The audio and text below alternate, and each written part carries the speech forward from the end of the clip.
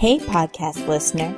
This is the THC Foodie, where you can get the scoop on the business of THC-infused foods. If you'd like to learn more about what we do, check out the THCfoodie.com and icecreamprivatelabel.com.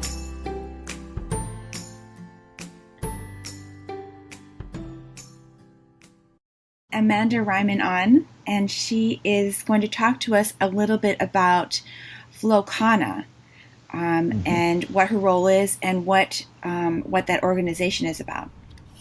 Sure.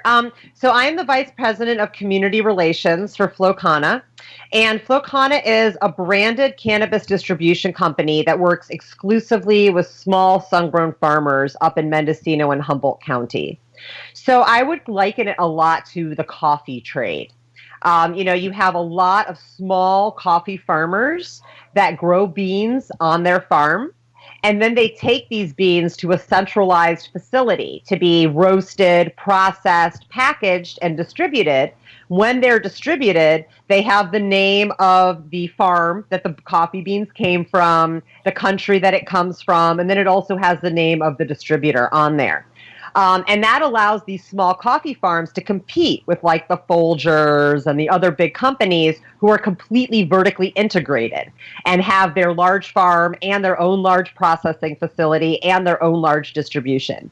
Here in California, cannabis companies are allowed to be vertically integrated, which means we do have cannabis companies that have their own farm, their own processing, and their own distribution outlets as dispensaries.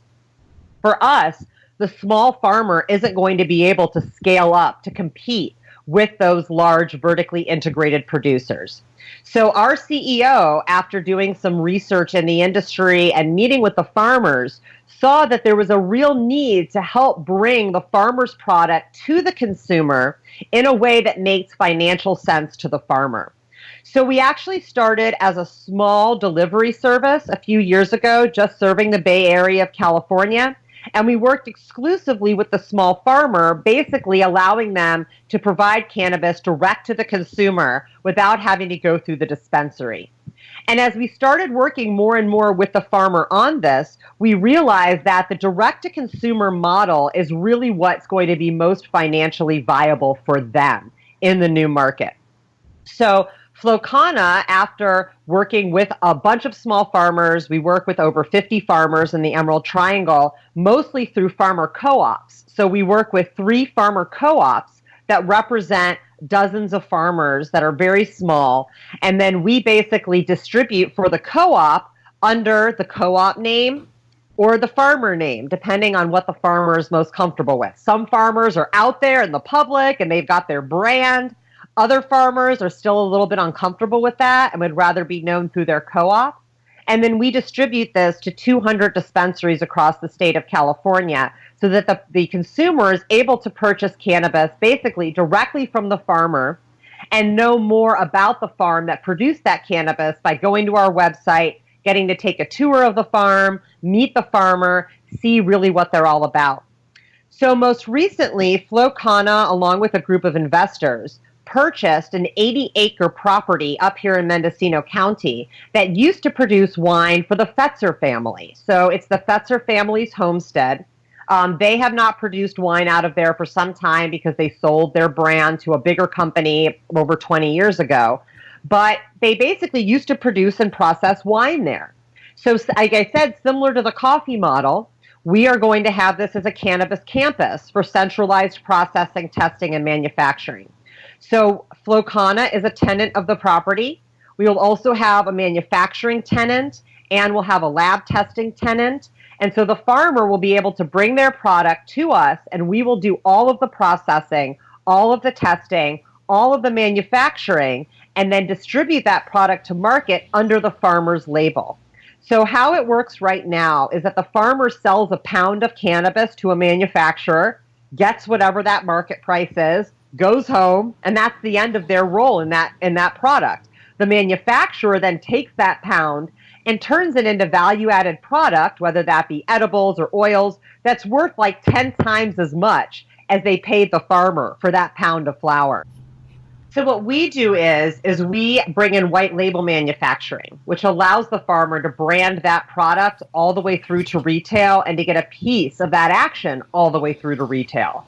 So instead of just selling off their cannabis, they're able to work with a manufacturer and say, okay, we're going to take this trim and we're going to turn it into oil. That oil is going to be co-branded with the farmer and the manufacturer, and that the farmer is going to get a piece of that revenue all the way through the retail side. And so that's going to help our farmers scale up, develop new products without having to absorb all of those costs on the farm. We're also going to be providing things like HR services, accounting services, legal services. So again, the farmers do not have to absorb all of those costs on the farm, and instead they can come to the campus and participate in these services as part of being a member of our organization. This is great. So are you using this as sort of a hub for some of the research that you're doing with the International Cannabis Farmers Association? Absolutely, absolutely. So we just hosted an event last week about appellations of origin, and we had about 50 farmers come to learn about how they can participate in the process. We had experts on ag commissions there to talk to farmers.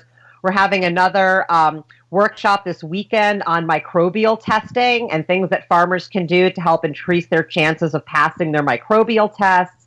And so, yes, this is absolutely a hub for education for farmers, but also for the public. And we want this to be a research institute where the public can also come and learn about cannabis, learn about organic farming, learn about mindful consumption and therapeutic uses of cannabis. Because besides, the 80,000 or so square feet of industrial space, the rest of the 80-acre property is just a beautiful winery. I think it's just as important for our farmers to learn about how to be good to the earth and how to be good to each other as it is about bringing consumers onto the property to teach them about how to use cannabis responsibly, about where the cannabis comes from, what the farming aspect looks like, because that's all part of the education that no one was able to obtain during Prohibition. How can farmers get involved with this, and how can they contact you? So if you are a farmer that's in Humboldt or Mendocino County, because those are the farmers that we work with right now, they can email me at amanda@flowkana.com. That's FLOWKANA.com.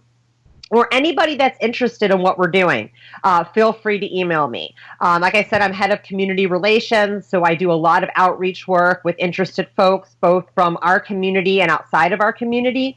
So if there's anyone out there that's interested in what we're doing, or they think this may be a really good model for where they live, we want this to be completely open sourced. We want other folks in other places to be able to start these same types of facilities. We want them to be able to come and learn about what we're doing, because this isn't about something that's proprietary. This is about something that we believe will help embolden and empower small cannabis farmers no matter where they exist. And we just want to provide an example of what that can look like. Well, I would encourage people to check out our website, which is flowkana.com. We've got a great blog called The Farms, where we talk a lot about sun-grown farming and why that's important. You can also look and see who our farmers are and kind of take a virtual tour of a cannabis farm on there as well. And so I would encourage folks to check that out if they're interested in sun-grown heritage farming. I see that you also offer products on your website. So we do. We have a delivery service in the Bay Area. So if you are in San Francisco, Oakland, or Berkeley, you can go online and order our products, and we can deliver them to you as long as you're a patient. If you are outside of those areas, we are in select dispensaries across the state of California, and you can find a list of those dispensaries on our website as well. Can I just ask you real fast? You have you have the Flow Kana Institute, or the Flow Cannabis Institute. Yes. Mm-hmm. Is that different, or is that the same? That's the 80-acre property. So Okay. The Flow Cannabis Institute is the 80-acre property in Mendocino. Flow Kana is the anchor tenant of that property. So we are working on developing that property to bring on the manufacturers, the labs, but we're the ones that are there now getting the construction going and everything that needs to happen for the project. Are there? Well, I have a quick question on that. Are you gonna? It would seem like it's a natural to have a dispensary there if a license could be achieved, because they bring it in there, they produce there, and you sell there. Well, we definitely have plans for a tasting room. We're going to have to see how the licenses shake out in terms of where things are allowed in Mendocino County. California does have this micro-business license that allows you, if you're a small cultivator, to manufacture, do retail, basically everything but test under one license. So that's an option for some of our close-by farmers who maybe want to have stores on their farm, like a winery has. But we definitely want to engage the public. So whatever we can do on that property to help engage the public in responsible use and education about the cannabis plant, we will take advantage of that. I noticed so you have processing, manufacturing, education, and leisure. Tell me about the leisure part. So that's the tasting room. So as I mentioned, this is going to be a place for the public to come and not just learn about cannabis, but experience it in a beautiful environment, which I think really adds to mindfulness. We see it with the winery experience. And so we do want folks to have the opportunity to sit down by the creek and, smoke a joint and to wander around the property and enjoy themselves. Right now, we offer yoga on the property outside twice a week, free and open to the public. So, part of this is the demystification of cannabis, and it's helping the public understand that cannabis is a plant, that it's an agricultural crop, that the people who produce it are farmers, and that coming to experience cannabis can be a really lovely experience, and it doesn't have to be about all clandestine and hiding away what you're doing. And so we're trying to create that atmosphere here in Mendocino County. Do you have a product or business you want to share? We want to know what you have to say. Leave us a comment on our website at thethhcfoodie.com or on Twitter at SafeTHCFoods.